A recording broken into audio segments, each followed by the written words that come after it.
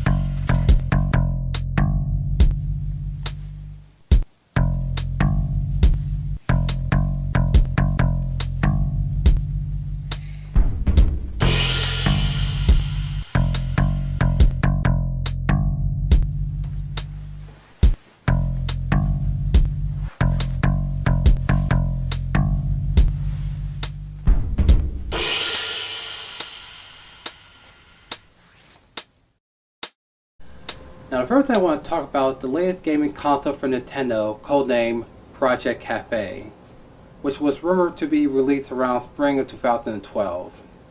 There is little known information about Nintendo's new system, and according to Nintendo of Japan, there will be more details including system specifications and a playable model which will be revealed at this year's E3 Expo. That was more than 3 years ago when I recorded the very first episode of TRIBALCHILD TV discussing Project Cafe, which we all now know today as the Nintendo Wii U. It was the first 8th generation home gaming console to be released following the overwhelming success of its predecessor, the Nintendo Wii. Officially presented at the Electronic Entertainment Expo in December 2011, Nintendo of America President and CCO Reggie Fils-Aimé displayed the innovation and capabilities of the Wii U. With a touchscreen, gaming pad, 1080p high-definition display, and backwards compatibility with the Wii software library, to name a few.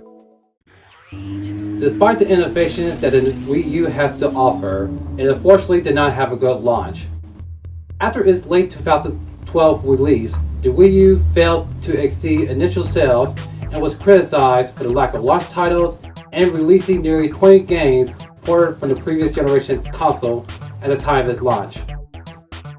Even with the successful turnaround of its handheld console, the Nintendo 3DS, Nintendo continued to struggle with the first year of the console's life cycle.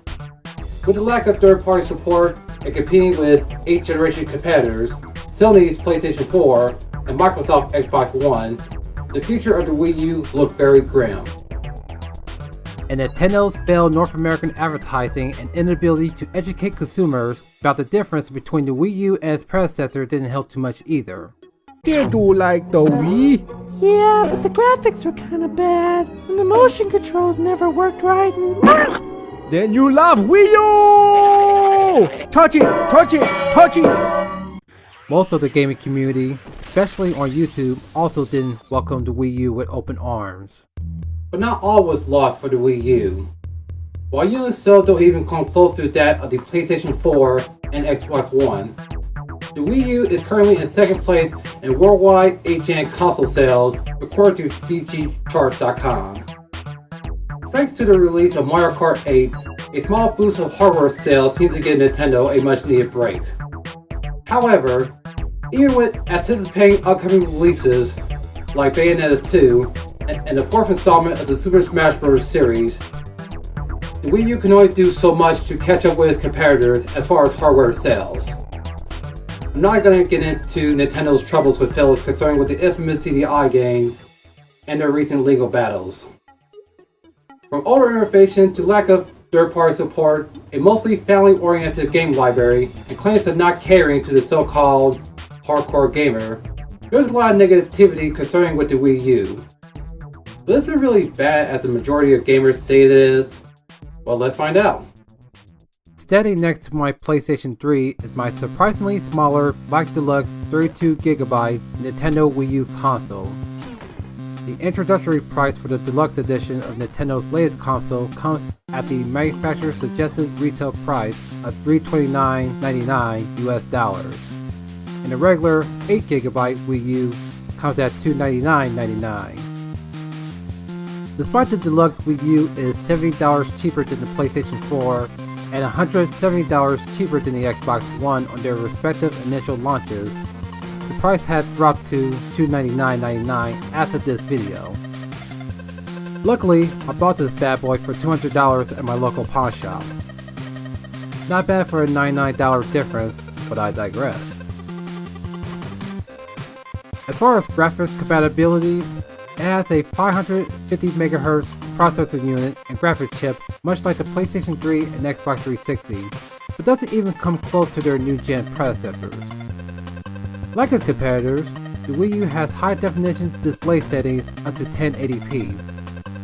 As a bonus, the Wii U is compatible with most Wii games, making it the only 8th generation console with backwards compatibility, which I'll explain more later on in the episode. The interactive centerpiece is definitely the Wii U wireless gamepad, the console's primary controller, not a peripheral for the original Wii, mind you. Weighing in at £1.10, this large controller, which is pretty damn big for any controller, comes with pretty much everything you see, including some features from the Wii remote. With a nice grip for everyone with large hands like myself, the Wii U gamepad has a 6.2-inch full-wide video graphics array touchscreen, a built-in microphone and 1.3 megapixel camera for video chat, 2 small built-in speakers, and an adjustable volume slider and a stylus pen to top it off. Overkill? Maybe, but it's what you can do with the gamepad that makes up for it. The touchscreen display is convenient for both gaming and non-gaming functions, including system settings, parental controls, connecting to the internet, the Nintendo eShop, Nintendo Network, Miiverse, and streaming services like YouTube, Netflix, and Hulu Plus to name a few. The gamepad also includes the TV button. With the right settings, the gamepad can be used like a remote control for your TV and cable or satellite box. One big remote control. Talk about playing with power. As greatly convenient and innovative as the Wii U gamepad is, there are some flaws. Though it comes with a console, it costs a whopping $140 to replace. So handle the gamepad with care, because if you drop it, or God forbid step on it, then it's game over. For your wallet, that is. Also, the battery life on the gamepad sucks. The rechargeable 1500 mAh or 1500 mAh battery pack that comes with it can only last 3 to 5 hours when using. Nintendo did release a 2550 mAh battery pack for the gamepad that can last up to 6 hours before it needs to be recharged. Shopping for it can be a bit of a challenge, so shop wisely. But if your Wii U is in a small room like mine, using the gamepad connecting to the charger is your best bet. Also, the wireless range is very limited, at least 20 feet from the console. So if you want to play games or use any app in another part of your home away from the Wii U, then you're out of luck. If playing games on the gamepad isn't your thing, there are some controller options depending on your software. While the Wii U can connect up to 2 gamepads, it is also compatible with up to 4 Wii remotes, regular or plus, or up to 4 Wii U Pro controllers, or any combination of the two. I've yet to have any Wii U Pro controllers as of this video, but you'll be seeing a review of it in a future episode. In addition to the original Wii features, the Wii Balance Board and other Wii peripherals are supported.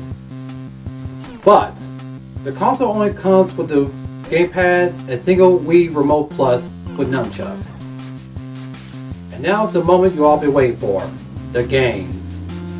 One of the main criticisms that the Wii U have received is the lack of selection of games due to lack of third-party support. Now, contrary to popular belief, not all Wii U games are kid-friendly and family-oriented, just most of them. And there are some games for teens as well as adults.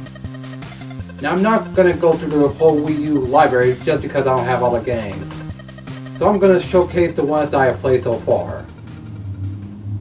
With games that run on 720p or 1080p, games like Sonic Lost World, Wonderful 101, Rayman Legends, Monster Hunter 3 Ultimate, and others run beautifully at 60 frames per second. Games like Zombie U, Sonic All-Star Racing Transform, and The Legend of Zelda The Wind Waker HD runs at 30 frames per second but still visually playable. Now I'll admit, I wasn't too fond of the original Wii because of the motion controls of the Wii Remote and Nunchuk, in addition to some disappointing third-party ports. But it's not to say that all Wii U games are bad though. With the Wii U's backward compatibility to Wii software, I can play many Wii titles that I missed out on, including Super Mario Galaxy 1 and 2, Sonic Colors, Castlevania Judgment, the Wii version of Okami, Mad World, and other Wii gems that are waiting to be played. Unfortunately, Wii games cannot be played on the Wii U gamepad, but will mirror TV output in Wii mode instead. Also, the Wii U Pro Controller is not compatible with Wii games, and the only way to play Wii games with the Wii U is the Wii Remote with or without the Nunchuk attachment depending on your software, or the Wii Classic Controller Pro. However, the Wii accessories are not included with the Wii U console. With the built-in motion sensor on the gamepad, you can play Wii games without a TV, but playing it on a small screen is as simple as trying to brush your teeth with a very small toothbrush. Another issue I have with Wii mode is that while some Wii software display an upscaled sharper display at 1080p, some Wii titles that are just made for a 480p display just don't look right on widescreen. Yeah. Another disappointing letdown for the Wii mode is that there is no online multiplayer support whatsoever. Back in May of this year, Nintendo has ceased all online gameplay support for the Wii NDS systems. That said, it has also affected the Wii U's Wii mode as well. However, streaming services and the Wii Shop are still active on Wii mode with internet connection. To summarize, the Wii U has a decent selection of games, backwards compatibility with most Wii software, off-TV play-to-play games without using a TV, a great widescreen display, and options for display and personal control preferences. While the touchscreen gamepad is pretty much a tablet on steroids, it is very innovative. But like all gaming consoles, the Wii U is not without problems.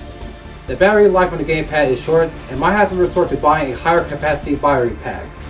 A small library of third-party titles, as I already mentioned. Wii software cannot be played on the gamepad, but only with the original Wii accessories instead. While some Wii games on Wii mode are upscaled to 1080p, others that are specifically made for 480p is another story. Also, no online multiplayer support on Wii mode, and the Wii U Pro Controller and accessories to the original Wii U are not included with the console, which sucks just as much as Mega Man Legends 3 for the 3DS game can. Oh, shut up and get a life, fanboys. Blue Cat instead, not me. Shit. While the Nintendo Wii U is not the best gaming console out right now, it is definitely not the worst in my opinion. And trust me, Nintendo came out with a lot worse than the Wii U in the past. But I digress. While it's not perfect, it's a decent console all around despite its flaws. The Wii U definitely deserves more love than it should. And if Bayonetta 2 and the new Super Smash Bros. Doesn't save the struggling console, at least Nintendo will go out of this console war with a bang. I'll definitely recommend the Wii U for younger gamers, die-hard Nintendo fans, or anyone who, like me, play games casually. It is great for anyone who missed out on the original Wii, and those who look for something different to stray away from today's hardcore gaming market. In closing, the Nintendo Wii U is decent. While it's not for all gamers, it is for some. But hey, don't take my word for it. Still, any game console for any generation can be great as long as you have fun with it. So if you think about getting a Wii U or any other game console and software, be sure to do some thorough research before buying. And trust me, your wallet will thank you. So this ends the first episode of Season 3 of TRIBALCHILD TV. What do you guys think of the Wii U?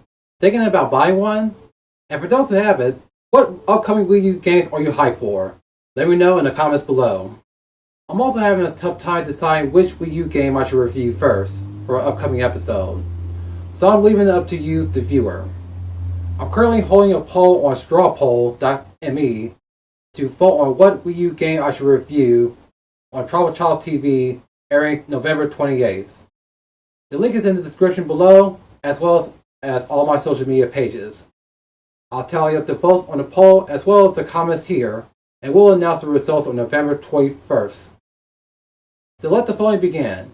In the meantime, keep a lock here on my channel next Friday on September 26th for the next episode of TRIBALCHILD TV, where I review the summer movies of 2014, including Godzilla, A Million Ways to Die in the West, Teenage Mutant Ninja Turtles, and more. Until then, this is the one and only ADtheTRIBALCHILD. Keep it locked.